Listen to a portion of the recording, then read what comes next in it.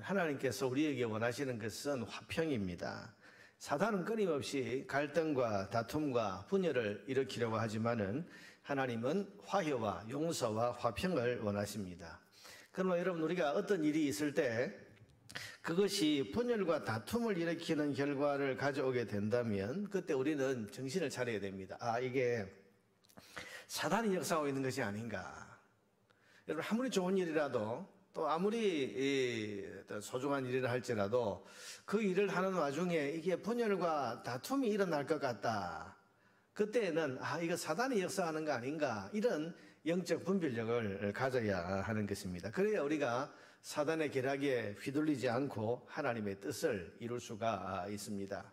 하나님이 원하시는 것이 화평이다. 이걸 우리가 늘 마음에 품고 있어야 됩니다. 그래서 형제 간에 혹은 또 가족 간에 혹은 또 성도들 간에 아무리 좋은 일이 있고 아무리 내가 추구하고 있는 그런 선한 목적이 있다 하더라도 이것이 분열과 다툼을 일으키는 그런 일이 되고 있을 때에 그때 정신을 바짝 차려야, 그래야 우리가 사단에게 휘둘리지 않을 수 있다, 그 말입니다.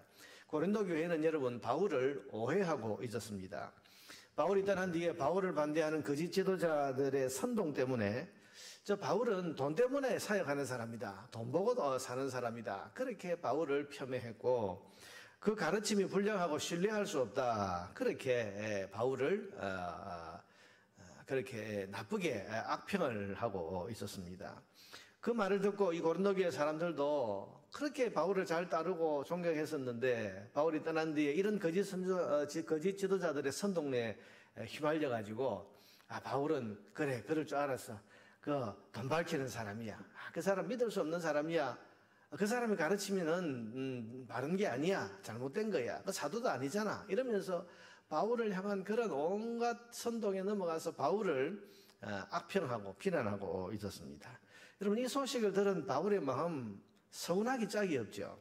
자기가 그렇게 정성 들이고 그렇게 고생하면서 복음을 전하고 말씀을 가르쳐 놓았는데 자기가 떠난 뒤에 자기를 이렇게 욕하고 오해하고 자기가 욕을 먹고 있으니까 여러분 얼마나 화가 나고 얼마나 억울하겠습니까? 그래서 바울은 이 억울한 마음과 억울함의 눈물을 흘리면서 고린도 교회에 편지를 써 보냅니다.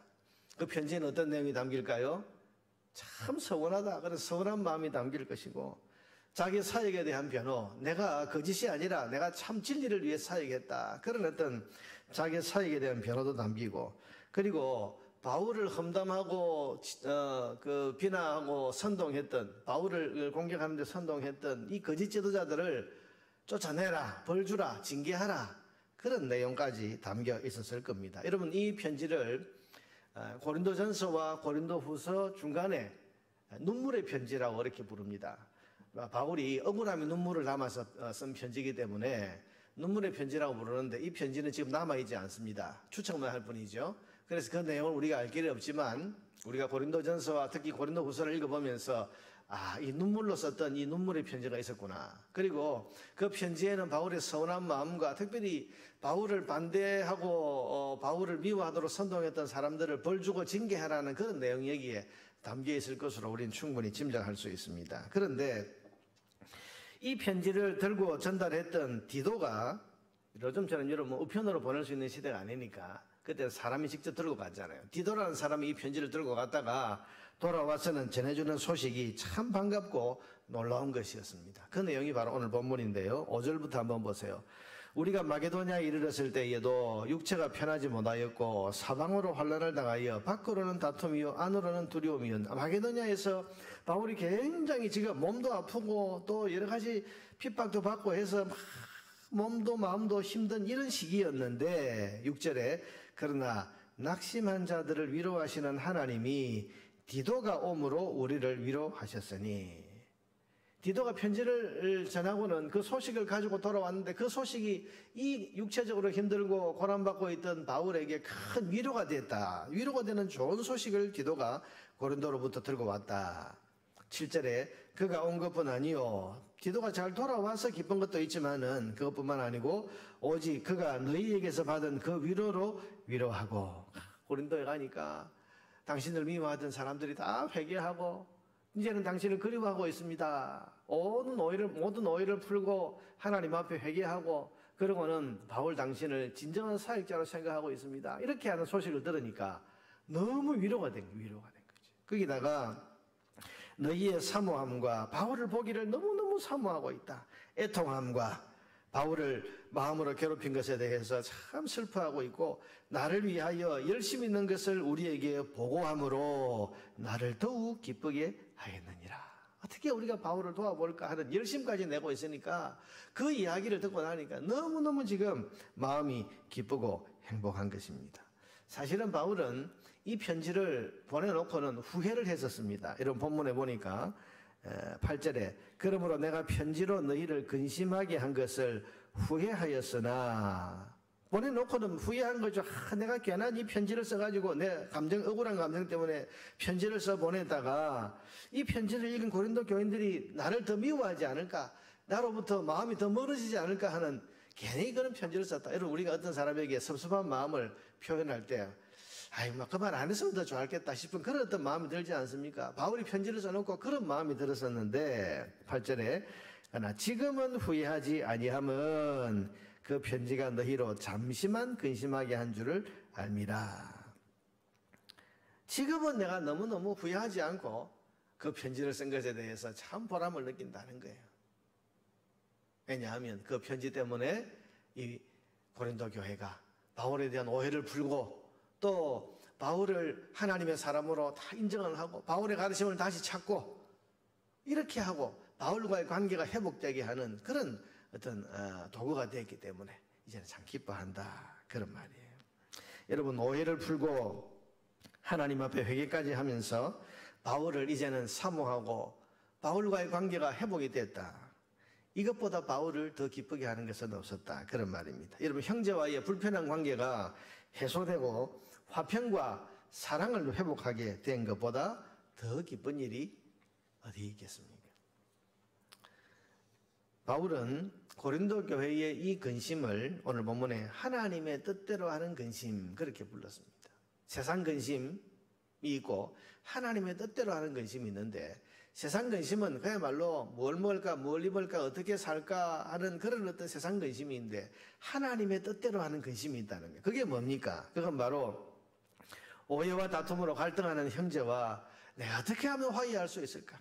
하나님 화평을 원하시는데 내가 어떻게 서로 용서하고 용서받고 서로 화평한 관계를 내가 이룰 수 있을까? 그렇게 하는 그런 고민, 그런 근심, 하나님의 뜻을 이루기 위한 근심이 있는데 그 근심을 지금 고린도 교회가 하고 있었다. 여러분, 이것은 하나님의 뜻대로 살고 싶은 마음의 근심, 하나님이 원하시는 바를 이루고 싶은 거룩한 근심입니다. 이 근심이 구원과 회개를 이룬다고 했습니다. 10절에 보니까 하나님의 뜻대로 하는 근심은 후회할 것이 없는 구원에 이르게 하는 회개를 이루는 것이요 세상 근심은 사망을 이루는 것이니라. 여러분, 근심에는 세상 근심이 있고 하나님의 뜻대로 하는 근심이 있다. 그런데 사도 바울은 지금 말하기를 하나님의 뜻대로 하는 근심은 우리의 구원과 회개를 이루는, 하나님의 뜻을 이루는 것이 된다, 그렇게 말하고 있는 것입니다. 사랑하는 여러분, 오늘 여러분은 세상 근심에 빠져 있으십니까? 아니면 거룩한 근심을 하고 있으십니까? 세상 근심은 사망에 이르는 것이고 쓸모없는 것이라 그랬고, 하나님의 뜻대로 하는 근심은 하나님께 기쁨을 드리는 것이고 구원과 회개라고 하는 하나님의 뜻을 이루는 것이 되는 겁니다. 여러분 안에 하나님의 뜻을 이루고 싶은 근심, 내가 어떻게 하면 주를 위해 살아볼까, 내가 어떻게 하면 하나님의 뜻대로 살아볼까 하는 그런 거룩한 근심이 여러분에게 있으십니까? 이 근심이 하나님의 기쁨이 된다는 것입니다. 여러분, 그 하나님의 뜻대로 하는 근심 가운데 화평과 화해가 있습니다. 화평과 화해, 이게 하나님의 뜻대로 하는 근심입니다. 하나님은 우리가 형제와 화평을 이루기를 원하십니다. 우리가 그래서 누군가와 불편한 관계에 있고 같은 형제, 같은 성도, 그 안에서 내가 화평을 이루고 싶은 그런 거룩한 근심, 불편한 관계 속에 있을 때 어떻게 하면 저 형제와 내가 다시 화해할까? 어떻게 용서할까? 어떻게 용서받을까? 어떻게 화평을 이룰까? 이 거룩한 근심을 하기를 하나님이 원하신다는 것입니다. 형제에게 원망 들을 만한 일이 있는 것을 사과하고 오해와 편견 때문에 갈라진 갈등을 해소하고 나에게 죄 지은 사람을 용서하고 화평을 이루기 위한 거룩한 근심에 빠질 것을 오늘 성경은 저와 여러분에게 말씀하고 있는 것입니다. 여러분, 이 아침에 세상 근심은 다 내려놓고 세상 근심은 주님께 다 맡겨야 됩니다.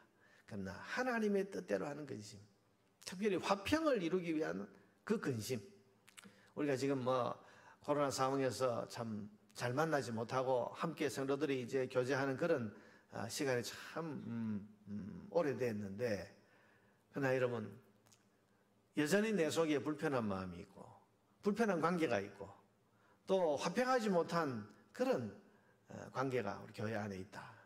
내 형제들 가운데 지금도 있다. 그렇다면 하나님의 뜻대로 하는 근심을 하시기를 바랍니다.